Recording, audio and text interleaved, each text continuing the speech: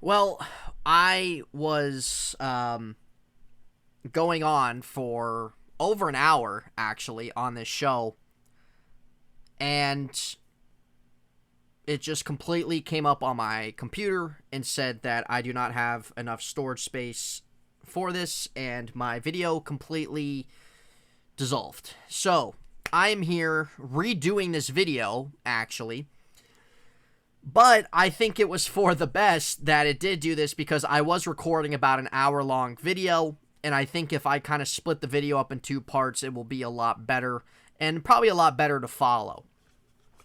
Especially if there's certain parts you want to see. You can go to one, you can go to the other. But the video that I'm talking about is I am going to be breaking down each division in the NFC and the AFC going into the season. And I took the time and went through every team's schedule and what I think it will be, and I will kind of be talking some just certain key points from each team heading into the year that are worthy to talk about. But like I said, I think it was for the best that my video completely went out on me. And I'm here now redoing this, but I have to do two parts. And that's what I'm going to do. And I think that's a lot better. I think that's a lot better for me. It's easier for me, I think, a little bit. And I think that's better for you guys as viewers. Like I said, you can jump from one video to the next, blah, blah, blah. But anyway, this is In Hindsight IHS episode 69.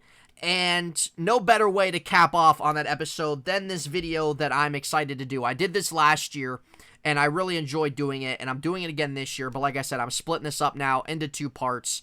AFC and NFC. This is going to be the NFC video for 2022 division breakdown and preview predictions into this season. Thursday is a couple days away, folks, and by the time you see this on Wednesday, we will be 1 day away from the start of the NFL football season. It is that time of year, and I can't be any more thrilled. Fall is in the air. Leaves are changing colors a little bit here. I got some lights up, as you can see over here, some Halloween lights. Yes, it's September, but I can enjoy them a little bit longer. As you can see behind me, I got the Pirate game on. They are up, I think, 7-2. O'Neal Cruz just hit a home run. My girlfriend's watching this, putting her nails on. And, 8-2 against the Mets. So we will take it, and we know the Bucs season's over, but please go spend money for the love of God. But let's jump into it, folks. Hopefully you guys have had a good week so far. And you guys are placing your bets for Thursday, getting your fantasy football, your rest of your drafts in. I know Z just finished his draft for his third league, and that league is ass, as we can, as from what I've been told. So good luck to you, Z, on that third fantasy football league that you're in right there. But yeah, I can't wait, folks. It's the best time of year. It is the best time of year, and that the fall, the nice, cool, crisp fall nights, everything like that. Cannot wait. But let's jump into it. This is going to be the start of the NFC, and I'm redoing this again, but I'm pushing through. I got the energy to do it again tonight, so that's what we are going to do. Let's start with the NFC West. The NFC West, a strong, formidable division still. And that's what it was last year. There were 3 playoff teams coming out of the NFC West last year with the Rams, the Niners, the Cardinals. We know the Seattle Seahawks have been in kind of a rebuild situation right now. They haven't really done too much really the last couple years. They've kind of just been stagnant. Now they've kind of tore the house down, and they're going to rebuild. But I don't think it's going to be a long-term rebuild. I don't. I think they got some good structure. They got some good front office up there. And I don't think it's going to be long-term. But starting off with the Rams. Now, I did pick the Rams to win this division. Coming off a Super Bowl win, I think they're really a complete team, honestly. At least close to that. We know that they brought in Allen Robinson in this offseason. But they've really, other than Allen Robinson, they brought in Bobby Wagner, which was a pretty big get for the defense and inside linebacker. But they're really coming back with a lot of the same group for the most part. And when you come off a Super Bowl win and you're coming back with the same group, you're going to be competitive. You're going to be, you're vying for the same thing that you were chasing last year. Now you are the one being chased at the end of the day. So going through the Rams schedule, I have them winning around 11 games. And they have, I think, probably the hardest schedule in the NFL. And they're facing 10 teams this year that were playoff teams last year, I believe is what it was. And when you look at that, they're a team that can win more games than 11, but I think 11's a good ballpark type amount of games. I think maybe if you want to push to 10, but I think 11's a good ballpark amount of games. There's going to be some games that they lose that are close, and that there's going to be games they face. It's going to be hard to fight all those type games and come out with a win. It's not going to happen. But 11 games is still a strong suit for the reigning champions, and get ready for another playoff push. The thing that's concerning a little bit is Matthew Stafford's elbow. How healthy is that? He's obviously going to play Thursday, but how is it? How's that going to progress? But great roster, and I expect just really good production from both sides of the ball on that team. Great coach, everything like that. Second place, I have the Niners winning at 10-7. This is Trey Lance's team now. We know Jimmy G has been the quarterback there the last 3-4 years. San Francisco has been, for as long as Jimmy G's been the quarterback, they've been a pretty strong competitive team. Went to the Super Bowl in 2019, had injuries in 2020, had a good bounce back last year, made the playoffs. Jimmy G is what he is, man. He's an above average quarterback. I don't think he's as bad as what some other people think. He's not special. He's not an elite quarterback, but he wins games. He's smart. And I'm kind of surprised that he stayed in San Francisco. I think San Francisco just couldn't get the suitors they wanted for him and the type of value they wanted for him. But we know they were going with Trey Lance the whole time. This is the guy that they traded a lot of draft picks up for a couple years ago to get in the first round. And his time's now, folks. He sat last year for the most part. His time's now. And sometimes quarterback needs that. There's a lot of excitement around him, but he is set up. He's one of those quarterbacks that's set up for success. And he's got a great coach, an offensive-minded coach. He's got good talent offensively. He's got some help on defense. San Francisco, as long as they're healthy, I expect them to win around 10 games. Going through their schedule, there's a lot of favorable matchups. And I think Trey Lance is going to be better than maybe what some people think. I'm not buying the Trey Lance, dark horse MVP type talk that's been put out there. I'm not in that category, but I think that he's going to be a guy that's going to be able to produce wins for him like Jimmy G was, and he's going to be able to show, what he's able to do and what promise might be ahead for the Niners franchise. So, and their run game. They got Elijah Mitchell. They got a handful of guys back there that can contribute, and that's a big part of their offense too. So Niners at 10 wins. I think that's a good ballpark range for them. Now, third place is the Cardinals. This is interesting. If you guys want to agree with me or disagree with me, that's fine. Let me know in the comment section on your thoughts on this. I think there's people back and forth on the Cardinals. I see some people that think they're going to, be back in the playoffs, be a playoff caliber team. I'm not one of those people. Now, I don't think the Cardinals are going to be trash or anything like that. But what I don't like about them, I've never been a fan of Cliff Kingsbury. I'm sorry, I'm not a fan. I don't think he's a good leader. I think when there's pressure, when there's big moments, he falls short in those. And I think Kyler Murray does as well. I don't think Kyler Murray's a good leader. And he needs to step up and be that. He needs to mature. No more sitting on the bench when you're down by 20-some points in the fourth quarter. You want to be a leader. You want to be an elite type of quarterback. You're going to rally that team and put up 2 touchdowns, man. So and get back in the game. There's none of that there, and that is a big component of your coach/quarterback, and I need to see more of that. Offensively with the Cardinals, don't have an issue with it. Solid offensive line. We know Hopkins is out this first 6 weeks, but they traded for Hollywood Brown, who's going to be a good fit in that offense. They got a guy like Zach Ertz under contract once again. He'll be a red zone target, I believe. James Conner, you got to hope he stays healthy. He was healthy last year. You got to hope for it again. Kyler Murray, talented quarterback. He's limited a little bit, but he's got to grow maturity-wise, and I think he can do that. It's going to be up to him. They got a guy like Rondale Moore. They got to get involved more, who hasn't really been much of what they drafted him to be. A.J. Green's there. The offense is going to put up points. I think they'll be a top 10 offense this year, 100% if they stay healthy. Defense is the big concern. There's not a lot there. Edge rush. There's not a lot there. There's not a lot there on the edge getting to the quarterback. And with how piss poor the cornerback position is, that's going to hurt. And they face a lot of powerhouse offensive teams this year. They got to play the Chargers. They play the Raiders. They play Denver. They play Kansas City. They got to play the Rams. They got to play the Niners. They got to play the Bengals. I think they play the Bengals. Do they play the Bengals this year? I can't remember. I went through their schedule. Let me pull up their schedule real quick because I'm going to list off all the strong offensive teams, powerhouse offenses that they got to face this year. That's concerning to me. So, let's see. Yeah, Cardinals. St. Louis Cardinals. All right. So, they got to open up against Kansas City. That's a loss. They're starting 0-3, folks. Chiefs, they got to play the Raiders. They got to play the Rams. But those are 3 teams right there. And you got to play a team like Philadelphia, who's going to be better than we were last year. You play a team like the Saints. If Jameis Winston's healthy, they can put up points. You play Minnesota, who I think will be even better offensively with their new head coach. You play the Rams and Niners twice. You play Kansas City. You play the Raiders. You got to play the Chargers. You play Denver. You play Tampa Bay. That's a lot of offensive powerhouse and a lot of offensive production that they're going to be facing against. Strong offensive-minded teams that they're going to be facing against. And with the lack of a pass rush, with poor cornerback play, that's concerning to me. And it's going to come down to Kyler Murray. I think he's going to be in a handful of shootouts this year, folks. I really do. And I think it's going to get to a point he's not going to be able to do it every single time. I have the Cardinals winning 7 games. I could push it to 8, but I think 7, 8 is where they're going to be around. And offense, not a problem for me. There'll be a top 10 offense. There's a lot of exciting things there. Defensively, you have J.J. Watt, who's never healthy. You have Zach Allen on an edge, who, to me, isn't going to do enough when they got to face those teams. You got Marcus Golden, who, again, isn't a difference maker. Defensively, you have Budda Baker and Jalen Thompson in the back. You got Isaiah Thomas, Zaven Collins, 2 young inside linebackers who need to make a leap as well.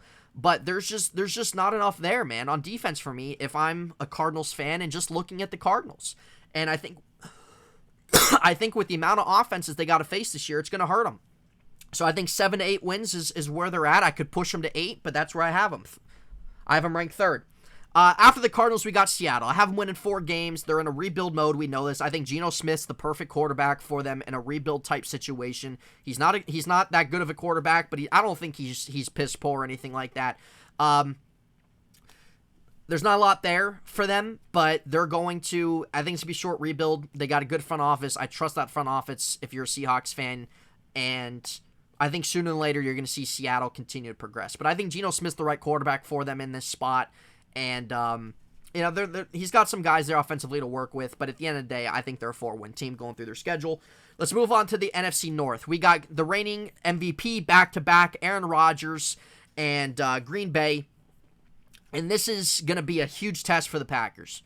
This is Aaron Rodgers' worst receiving core he's ever had, with them getting rid of trading Devontae Adams, losing Marquez Valdes-Scantling. Once again, the first round, they did not spend it on a wide receiver. And so they draft Christian Watson in the 2nd round. And then they draft Romeo Doubs in the 4th round. And one of those 2 receivers has to be productive. At least one this year. Which one that is, I don't know. But the Packers, they're getting Bakhtiari back at left tackle. You're getting Elton Jenkins back at guard. You should have some stronger help at your line than you did last year. You got Aaron Jones and A.J. Dillon in the backfield. I think A.J. Dillon's going to take even more of a leap for them this year. So that should be something that the Packers lean on as well a little bit more into. But I'm not doubting Aaron Rodgers, man. I have the Packers winning 10 games. I think that's a fair ballpark for them. It's going to be interesting. It's going to be very interesting seeing how Aaron is going to utilize his receivers, which ones he's going to utilize. Is he going to get frustrated? Are they going to lose composure? Is there not going to be much development there from his receivers? Are they going to have to go out and make a move for a receiver at some point this season? I don't know. But I trust Aaron, man. I trust Aaron. He's one of the best to do it. And one of those rookie receivers got to step up. They still got Alan Lazard. They signed Sammy Watkins. They got Robert Tonyan. So Green Bay, I still think they'll win 10 games. They still got a top 10 defense back there. Really, most of the guys coming back on defense. 10 wins for them. Minnesota, I have winning the division at 11 games. I think you could push for 10, but I think Minnesota wins 11. I love their head coach situation and that they decided to go offensive head coach for Kirk Cousins and all he has. They have maybe arguably the best wide receiver group in the NFL, and their offensive line, I'm not really too familiar with it necessarily. I know a few guys on there, but I can't really sit here and tell you how good or bad they are or they're projected to be. But they might be an offensive line that can just do enough. Defensively, there's nothing special about their defense right now. But there's still a defense, I think, that can help cushion the offense and kind of do its part. I think going through Minnesota's schedule, they're going to be better than they were yet last year offensively. I think that they're going to Kirk Cousins. I'm never been a big fan of his, but the last couple years, he's flourished into a stronger type quarterback. And with the weapons he has, I mean, I don't know how you don't have production there. So I think Minnesota, they'll be pretty solid offensively. Defense, they'll just kind of be there, do its thing. I think around 11 wins, maybe 10 from Minnesota is where I have them at, but I think they get over the hump this year and get back in the playoffs and win that division. Detroit Lions, I have them finishing third with 7-10. You can even maybe push for 8. I've seen some people have them in the playoffs. I don't think that right now. I am a fan of their coach. He's a player's coach. They love playing for him. He's very hard-nosed, and I think they got a top 3 offensive line in the NFL. They got a guy like DeAndre Swift who can catch the ball, run the ball. Armand St. Brown. They bring in DJ Chark. They got TJ Hawkinson. Chark, who needs a bounce back year, we know that. Jamison Williams will be back from injury sooner or later. Defense, there's not enough there. But they'll still be competitive. They'll be in some games that they lose. I think 7 wins is a fair spot for them. And that's a great leap. That's a great leap from last year and where they've been the last X amount of years.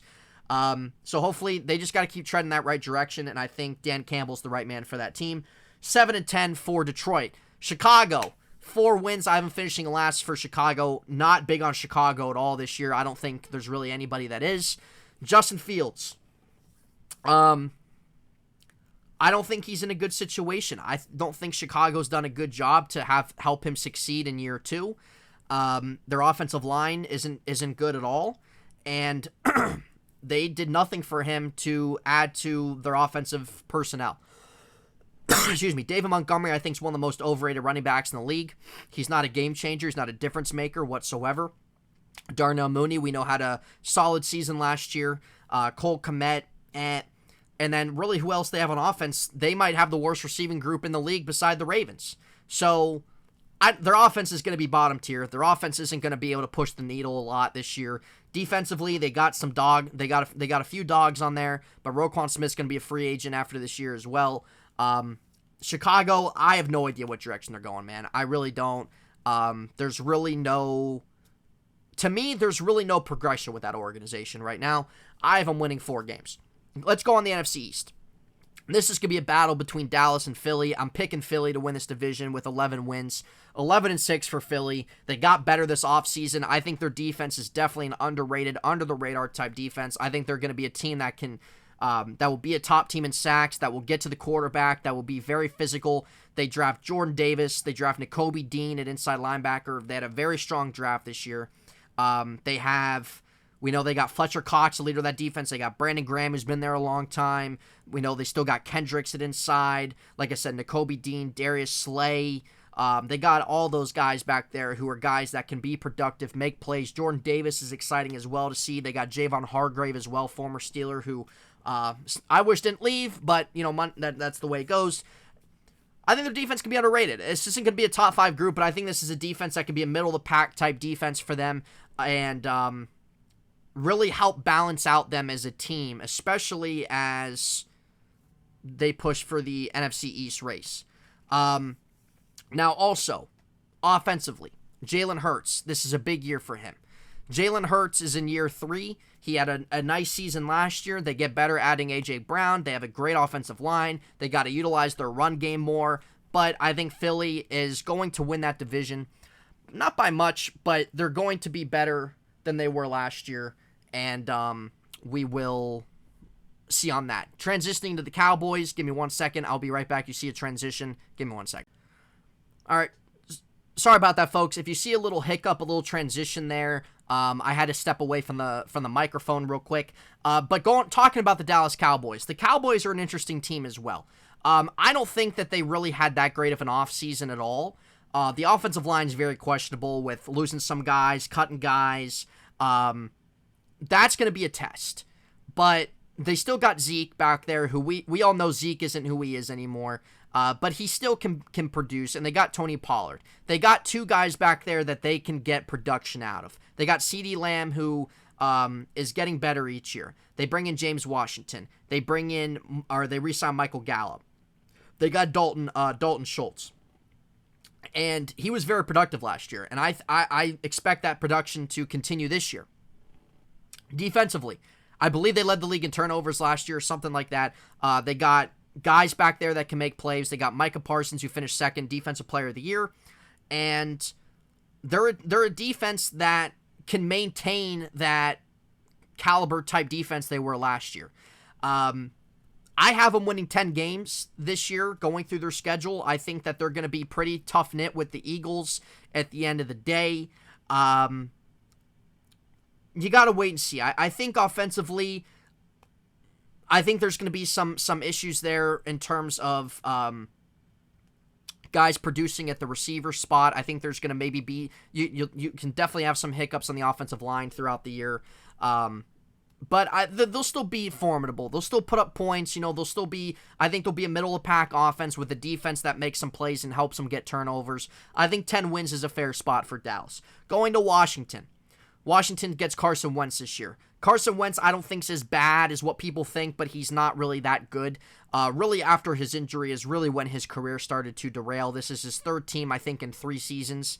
Carson Wentz will help some of their skill position players, I think, because he's got a strong arm, and he's going to be able to get the ball down the field better than Taylor Heineke. But again, Washington doesn't have a lot going for them. I'm sorry. They're going to be using 3 different running backs. They have, aside from Terry McLaurin, we know they drafted Jahan Dotson out of Penn State. Who knows how good he's going to be? He's not a big guy at all. Carson Wentz obviously is a liability a lot, but I think he's better than their option last year. Defensively was very disappointing. I don't really think they did a ton to really transition that from this year to this year. I have them winning 6 games, 7 at the most.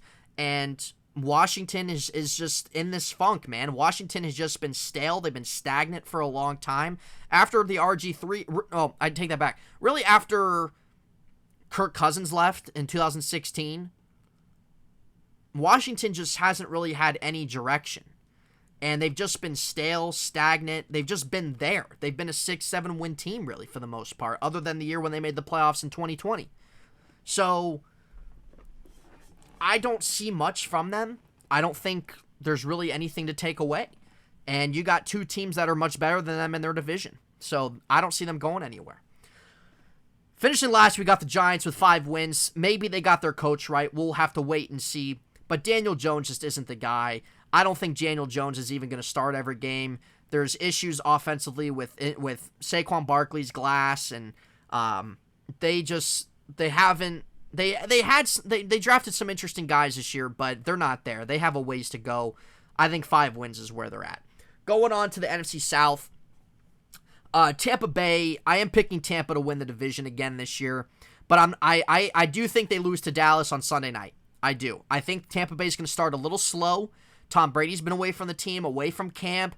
They have a banged-up offensive line. They've lost some guys on the O-line. That's going to be a problem. And I think you're going to see a slow start to the offense, a slow start to the season. They got a couple teams that I could see them be bounced by early on, but they're going to get better as the season goes on. I think this is Brady's last year. Is it his last year? Who knows? I remember back in 2015 when the media was writing him off. And that was 2015. That was 7-8 years ago. So, Brady, he's going to do his thing. I still think he'll be solid. He'll have a good year. I have Tampa Bay winning 11 games. I think 11 games is a good spot for them. Todd Bowles has taken over as head coach. We'll see how that transition goes. I think it actually might go better for Tampa Bay because Bruce Arians and Brady just weren't clicking at times. And Arians is more in a front office role, which is best for him. 11 games for Tampa Bay. Going on to, after Tampa Bay, I got the Saints. I'm more on the Saints train than maybe some others are. I think the Saints, I have them winning 10 games. I think that they're going to keep the division pretty close with Tampa. I think they'll start the season kind of strong early on. Jameis Winston coming off his ACL injury, we have to wait and see on that. As long as Jameis Winston stays healthy, as long as he stays healthy and is able to make plays down the field like he was last year and not turn the ball over like that, I think you'll see the Saints set up for success offensively. I like Chris Olave, who they got. I think he's going to be their best receiver this year. Michael Thomas is coming back. Can he stay healthy, though? Alvin Kamara is still a top 10 back. You got Jarvis Landry to play the slot. And then you have a defense who last year was a top 5 defense in the league. You got a lot of players on that side of the ball. We'll see if they kind of keep that frame defensively, but we know Sean Payton retired this year as head coach. We know Dennis Allen is stepping in, and they signed him to a longer-term deal as head coach. So we got to wait. You see how that transition goes, because it's always different for different teams.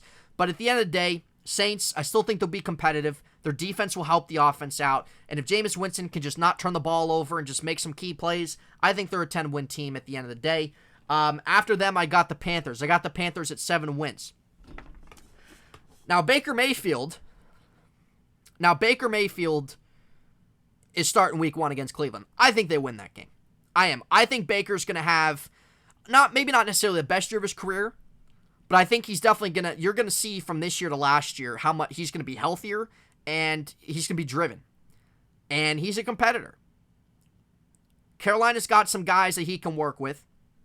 They got a young defense. They got a second, third-year head coach, whatever year he's in. I think his third year. Carolina's not there yet, but I think that Baker's going to be a guy that they commit to maybe for a little bit after this year, and they're going to make and then if they make some plays in free agency, continue and draft well, things like that, they can see themselves back as in contention. But maybe they win a couple more games than that. I don't know. I think they'll be a competitive team. I think they'll be in games. But I think 7 wins is where they're going to be at the end of the day. But Baker, I think, is going to have a much better year than he did last year. And he's going to be a guy that the Panthers are going to look at after this year that they can work with, that they can build around for a little bit.